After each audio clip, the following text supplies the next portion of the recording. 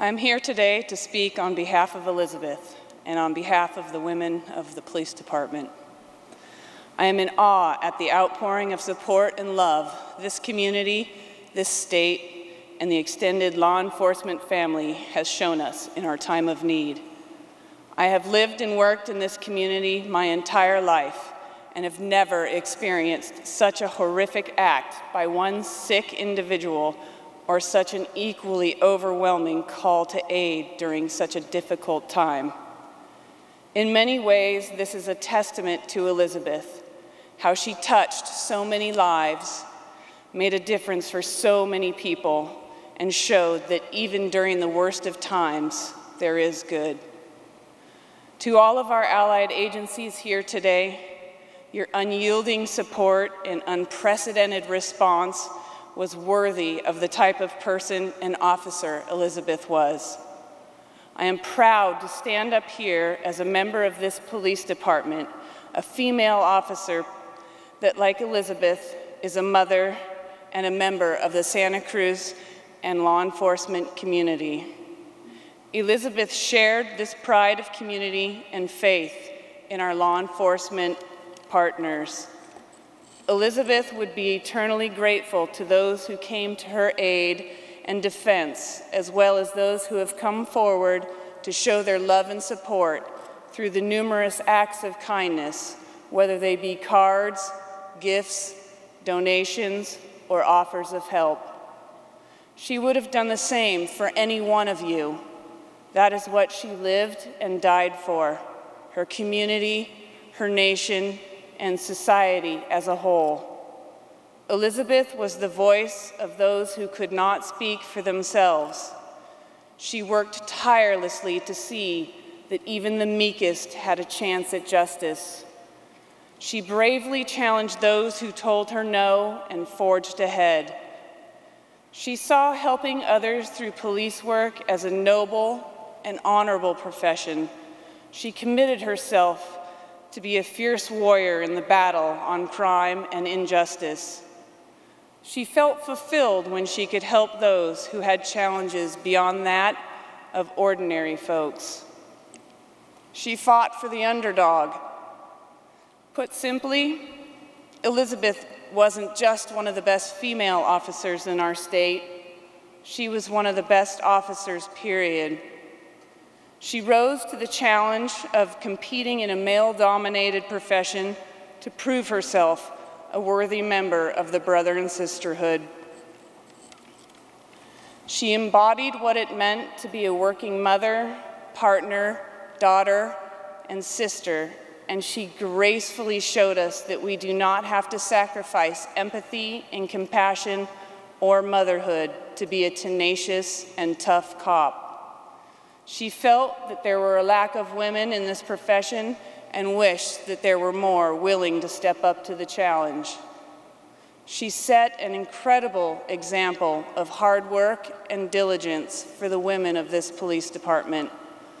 She would not want us to dwell on the unspeakable horror of that day. She would want us all to take stock and then to keep moving forward. Peter, Joaquin, and Stellan, the legacy of Elizabeth will live on. She will never be forgotten, and her life will not have been in vain. Every year that passes, her spirit and innate goodness will shine through in moments of laughter, tears, and hope. Elizabeth was a hero in every sense of the word. She was a hero our community could not afford to lose. I am honored to have known her. I am honored to have worked with her. Elizabeth, you will be missed intensely, and I thank her family and all of you for letting me share a little more of her with you.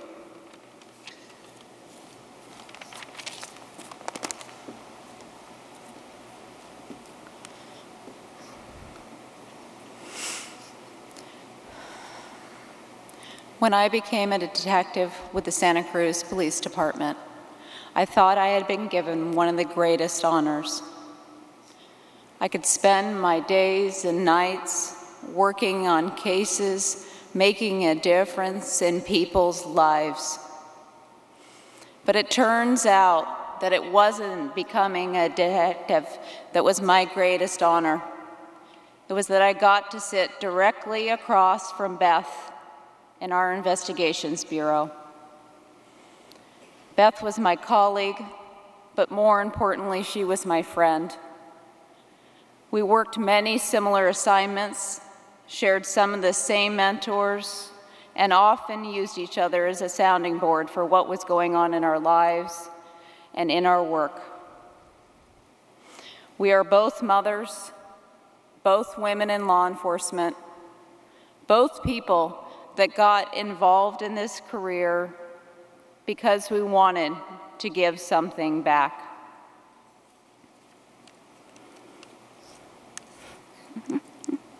The gloves don't let you turn pages.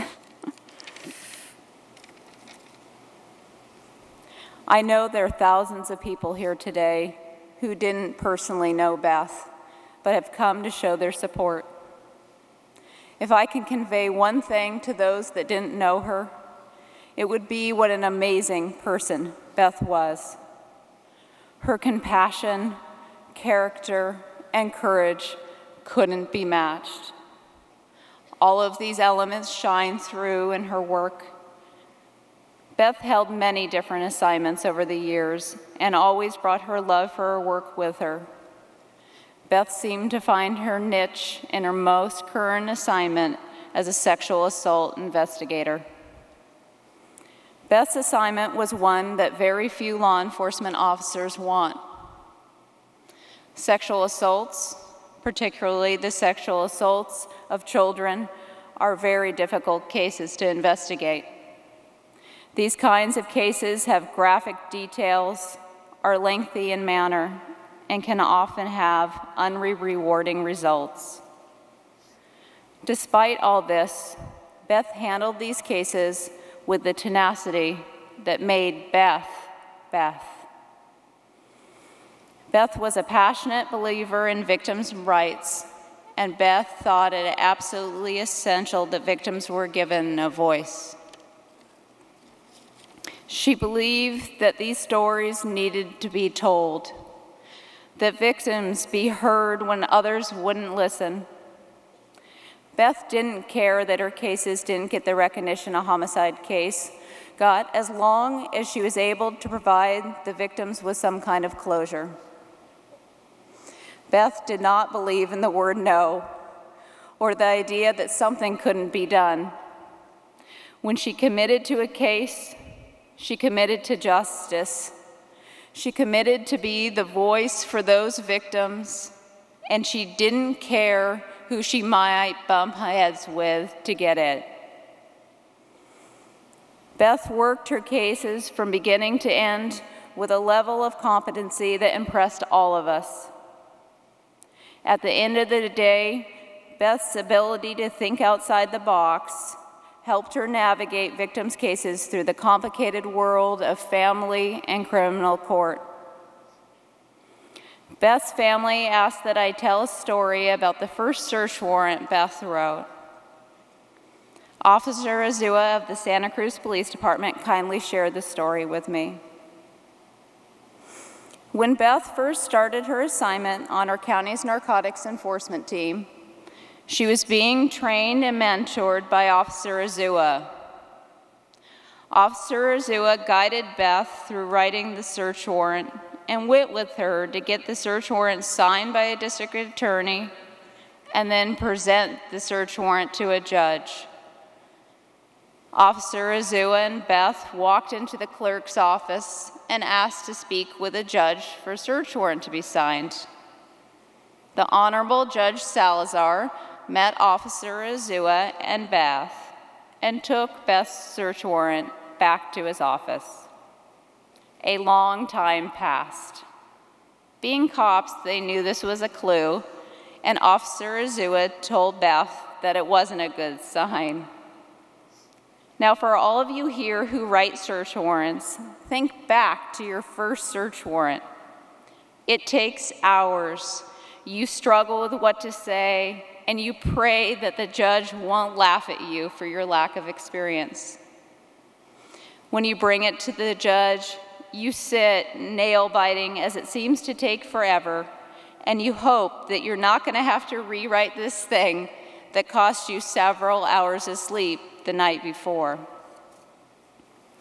Finally, Judge Salazar came out from his chambers and told Beth that he was going to sign it. Beth's face broke into a huge smile from ear to ear, and as Judge Salazar raised his right hand to swear Beth in, Beth high-fived Judge Salazar.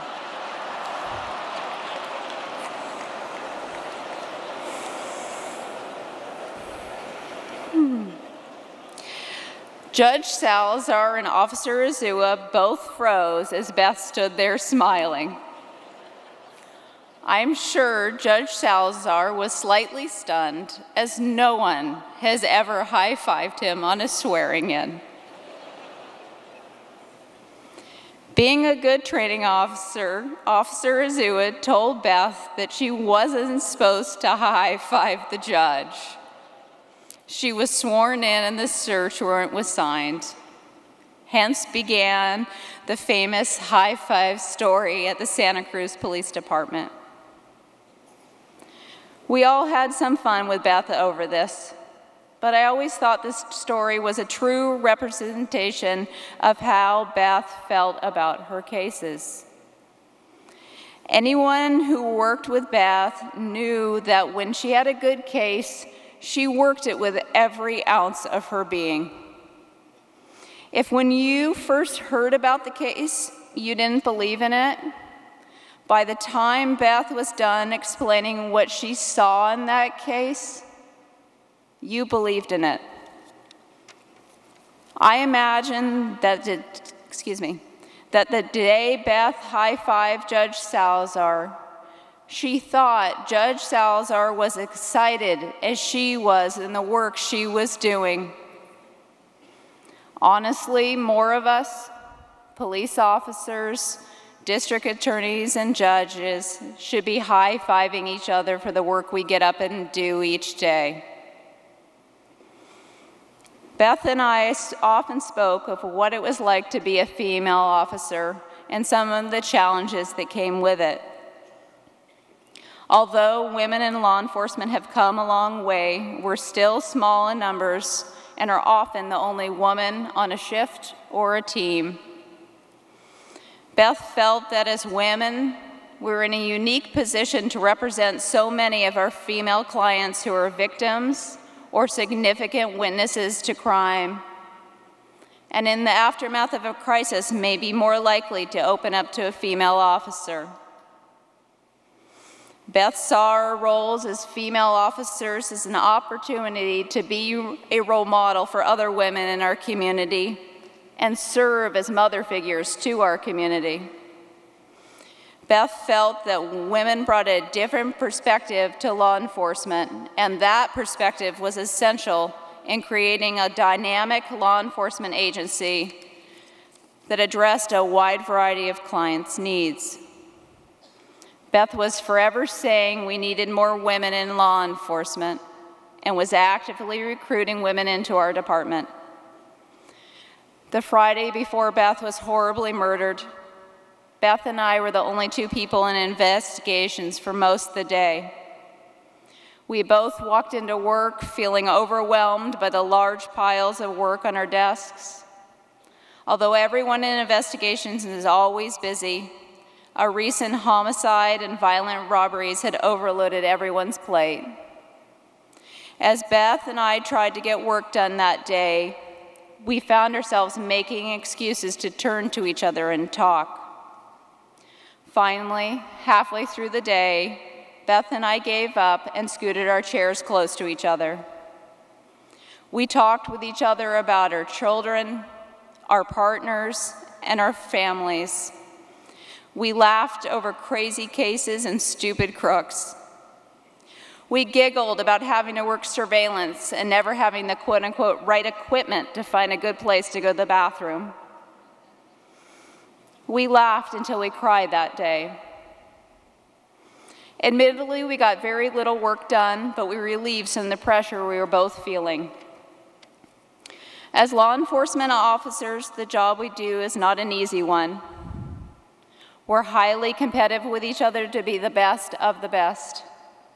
Sometimes we forget that we need to stop and lean on each other to make it possible to do this job. Beth believed we needed to support one another so the load we carried wasn't so heavy.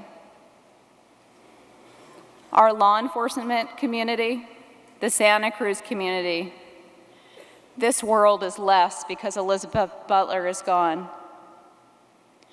Beth, from your law enforcement sisters and brothers, we want you to know we believed in you and the work you did, and we promise to carry your tenacity and passion into the future work we do as peace officers.